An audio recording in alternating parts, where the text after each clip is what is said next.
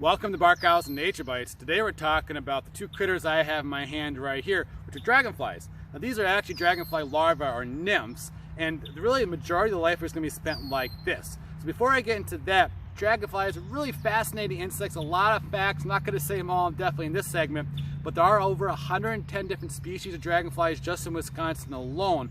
Dragonflies as an insect have been on this earth for over 300 million years, which is really crazy to think about, that they're actually older than the dinosaurs. So the majority of the time of a dragonfly's life is actually spent like this, as a larva, as a young, as a nymph. And really a short time of their life is actually spent as an adult flying around. So you can almost, maybe you should call them Dragoncrawls rather than dragonflies, because really they're crawling around for over 90% of their life and flying around for maybe 5%. That's about it. The adults will live maybe a couple weeks, maybe a couple months, depends on the species. With the young, the nymphs, they're going to spend a decent amount of time in those wetlands, and they're going to go through different stages of molt, up to 17 stages of molt. When I say molt, they're going to go crawl out of the old exoskeleton into basically a new exoskeleton that's a little bit larger. And they're going to change in shapes and size a little bit. So these are both dragonflies, but this one's a little bit closer to becoming an adult dragonfly than this one right here.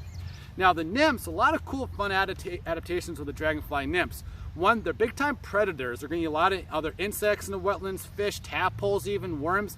And to catch those, they actually got like a set of pincers beneath their chin that they can shoot out. And it's like a little trap door beneath their chin, and they'll grab prey and bring it to their mouths. And I'm not going to lie to you, this larger one right here, when they get that size, they get a little bit pinchier, if you will. And it's already pinched me a few times, so if I scream real loud, you know what happened. Just kidding, it's not that bad.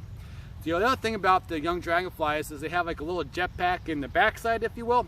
Their gills are inside their abdomen, so they're actually bringing water through their backside, and that's how they're going to breathe.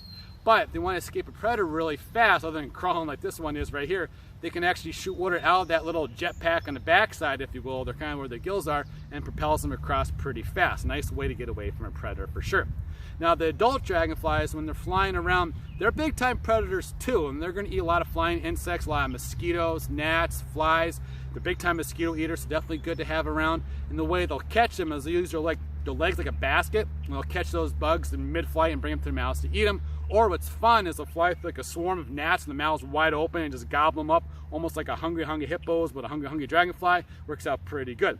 Now one thing I should mention, if you're out and about and you see some dragonflies, or you see something that looks like a dragonfly, but it's a little smaller, a little more slender, and its wings are not flat, but actually held straight up over the back like a shark's fin, that's a damselfly. It's a little bit different than dragonfly, but they're actually called damselflies. So a lot of cool facts about dragonflies. A couple of them, they can fly up to 35 miles per hour. They can really go backwards, they can hover, they can really outmaneuver even modern planes. Some dragonflies do migrate, so they're just kind of learning more and more about this right now. But sometimes some dragonflies they found out have migrated 7.5 miles in a day. One actually went 100 miles. The green darner is an excellent example of a migrating dragonfly.